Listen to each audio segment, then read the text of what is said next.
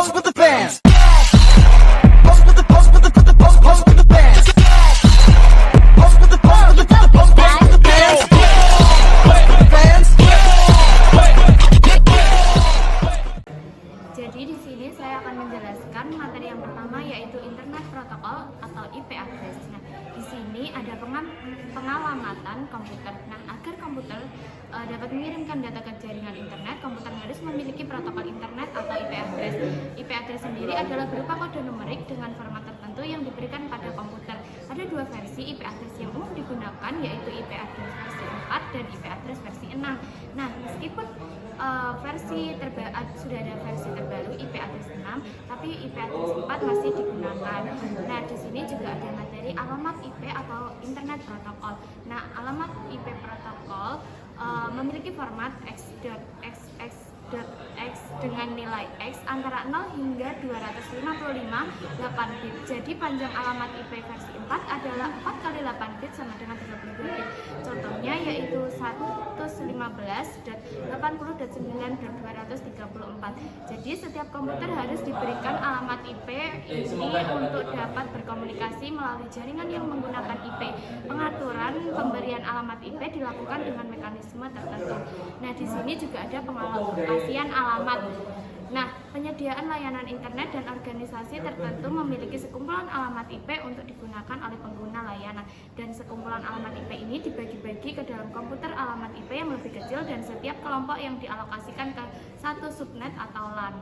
Misalnya jajaran alamat 100.100.100.0 hingga 100.100.100.255 dapat dibagi menjadi dua subnet yang masing-masing dialokasikan untuk LAN yang berbeda, yaitu subnet 1 100.100.100.0 hingga 100.100.100.127. Subnet 2 100.100.100.128 hingga 100.100.100.255. Ada aturan untuk membagi sekelompok IP address menjadi beberapa subnet. Struktur alamat IP. IP terdiri atas dua bagian. Bagian subnet. Semua perangkat di subnet yang sama memiliki awalan bit yang sama. Bagian host merupakan bit lainnya di bagian akhir yang merupakan alamat perangkat di sebuah subnet. Subnet direpresentasikan dalam format CIDR (classless inter-domain routing). Misalnya ABCDX dengan X adalah X bit pertama di IP address yang merupakan bagian subnet. Contoh 167.205.59.9/24. IP address dapat diberikan secara statik manual oleh administrator komputer atau dinamik oleh Dynamic Host Configuration Protocol (DHCP server). Selain IP address perangkat, DHCP juga dapat memberikan alamat IP router atau gateway dari subnet tempat perangkat terhubung. Alamat IP dari DNS server, network mesh yaitu informasi bagian subnet dari IP address dalam format ABCDX. Selain ABCD, nilai X juga diberikan oleh DHCP. Kali ini saya akan melanjutkan materi kedua yaitu Dynamic Host Configuration Protocol atau DHCP. Kemudian pengertian DHCP. DHCP adalah sebuah protokol jaringan yang digunakan untuk mengotomatisasi konfigurasi IP atau Internet Protocol pada jaringan komputer sehingga dapat menggunakan layanan seperti NTP, DNS, dan protokol berbasis UDP atau TCP. Protokol ini memungkinkan perangkat di jaringan untuk secara dinamis memperoleh alamat IP dan pengaturan jaringan lainnya secara otomatis dari server DHCP. Kemudian fungsi DHCP 1. Penyedia alamat IP. DHCP mengalokasikan secara dinamis alamat IP kepada perangkat yang terhubung ke jaringan. Dengan menggunakan DHCP, perangkat tidak perlu dikonfigurasi secara manual sehingga menghemat waktu dan usaha administratif. Yang kedua, konfigurasi pengaturan jaringan. DHCP dapat mengkonfigurasi pengaturan jaringan lainnya seperti subnet mask, gateway defaults, DNS, domain name system, dan informasi lain yang diperlukan untuk koneksi jaringan. Kemudian fungsi DHCP yang ketiga yaitu manajemen penggunaan alamat IP. Server DHCP mengontrol dan mengalokasikan alamat IP yang tersedia secara dinamis kepada perangkat yang membutuhkannya. Ini memastikan bahwa tidak ada konflik alamat IP di jaringan. Kemudian cara kerja DHCP. 1. Permintaan DHCP di discover. Ketika sebuah perangkat baru terhubung ke jaringan, perangkat tersebut akan mengirimkan permintaan DHCP discover melalui broadcast ke seluruh jaringan. Permintaan ini bertujuan untuk mencari DHCP server yang tersedia. Yang kedua, balasan DHCP over. Server DHCP akan memberikan balasan DHCP over. DHCP over berisi penamaan alamat IP yang tersedia untuk perangkat yang meminta bersama dengan konfigurasi jaringan lainnya seperti subnet mask, gateway default, dan DNS. Kemudian, cara kerja DHCP yang ketiga yaitu permintaan DHCP request. Setelah menerima balasan DHCP over, perangkat akan mengirimkan permintaan DHCP request untuk mengonfirmasi penerimaan penawaran dari server DHCP tertentu. Permintaan ini dikirim secara unicast kepada server DHCP yang dituju. Yang keempat, penetapan alamat IP. DHCP server akan menetapkan alamat IP yang telah ditawarkan kepada perangkat yang meminta. DHCP server juga akan mengirimkan konfigurasi jaringan lainnya kepada perangkat seperti subnet mask, gateway default, dan DNS. Dan cara kerja yang kelima yaitu konfigurasi DHCP acknowledge. Setelah perangkat menerima alamat IP dan konfigurasi jaringan dari server DHCP, perangkat akan mengirimkan konfirmasi DHCP acknowledge pada server DHCP. Hal ini menunjukkan bahwa perangkat telah menerima konfigurasi jaringan yang telah ditetapkan. Yang keenam yaitu pembaruan dan perpanjangan. Selama perangkat tetap terhubung ke jaringan, DHCP server secara periodik memperbarui dan memperpanjang penyewaan alamat IP. Hal ini memastikan bahwa perangkat tetap memiliki alamat IP yang valid dan konfigurasi jaringan yang tepat selama mereka terhubung ke jaringan. Materi untuk selanjutnya diteruskan kepada teman saya. Selanjutnya adalah skenario utama penggunaan DHCP. Yang pertama adalah koneksi awal klien. Pada tahap ini terdapat permintaan oleh klien ke DHCP server untuk mendapatkan alamat IP dan parameter lain yang digunakan untuk mengakses jaringan. Yang kedua adalah perpanjangan penggunaan IP. Klien kemudian menggunakan server DHCP server untuk memperpanjang masa penggunaan alamat IP yang sedang digunakan.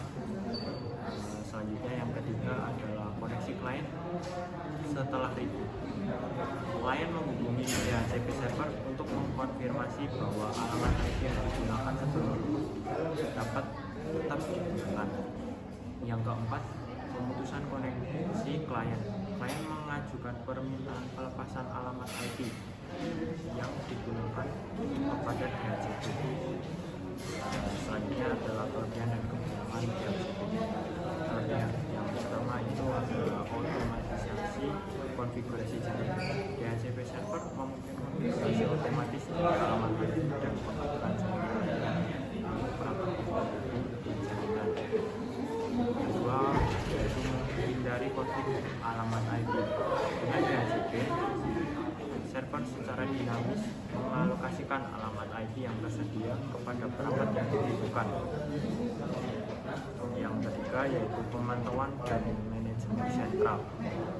DHCP server menyediakan fungsi pemantauan dan manajemen sentralistik. Ini memungkinkan administrator jaringan untuk melacak dan mengelola semua alamat IP yang digunakan dalam jaringan, memantau status penyewaan alamat IP, dan mengatur pengaturan jaringan secara efisien. Selanjutnya adalah kekurangan DHCP. Yang pertama yaitu ketergantungan terhadap server.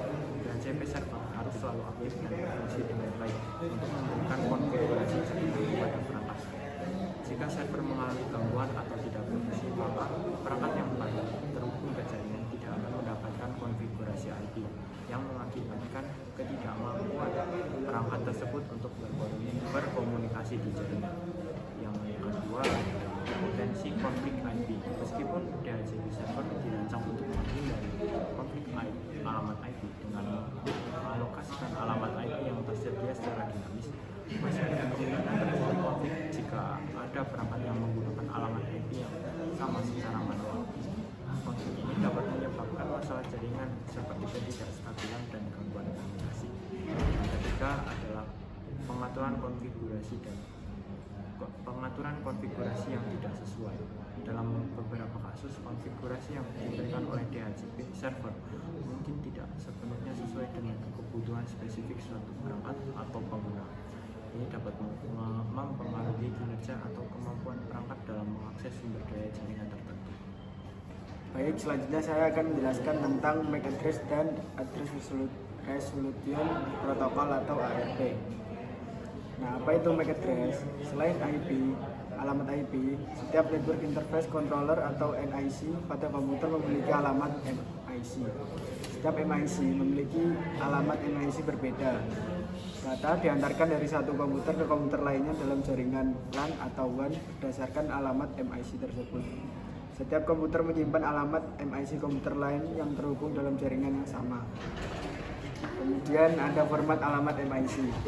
Berbeda dengan alamat IP, alamat MIC memiliki format xx.xx.xx.xx.xx dengan x adalah simbol bilangan heksadesimal, yaitu antara 0 hingga F, misalnya 45.0b kecil, titik 2, 12, titik 200, titik 2 EF, titik 239. Kepanjangan alamat MIC adalah 6 bit atau 48 bit.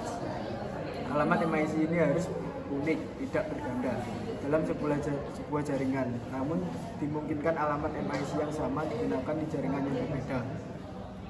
Kemudian ada address resolution protokol atau ARP. Jika sebuah komputer belum mengetahui alamat MIC komputer lainnya, misalkan dalam sebuah komputer yang baru terhubung ke jaringan, digunakan protokol ARP. ARP adalah protokol untuk mengetahui alamat MIC komputer dalam satu LAN jika diketahui alamat IP-nya. Cara kerja ARP, misalnya A hendak mengirim data ke B, namun A belum mengetahui alamat MIC dari B.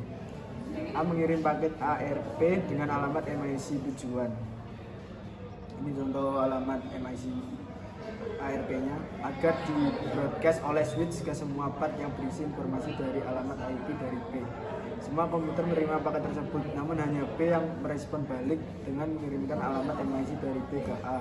A menyimpan alamat MIC dari B ini dalam tabel ARP. Kemudian untuk mengetahui alamat MIC dari router, agar A dapat mengirimkan data ke jaringan lain internet, A harus mengetahui alamat MIC dan juga alamat IP dari router atau gateway jaringan tempat A terhubung. Alamat MIP dari router didapatkan dengan DHCP, dengan alamat MIC dari router didapatkan dengan ARP. Sekian presentasi dari kelompok kami. Assalamualaikum warahmatullahi wabarakatuh.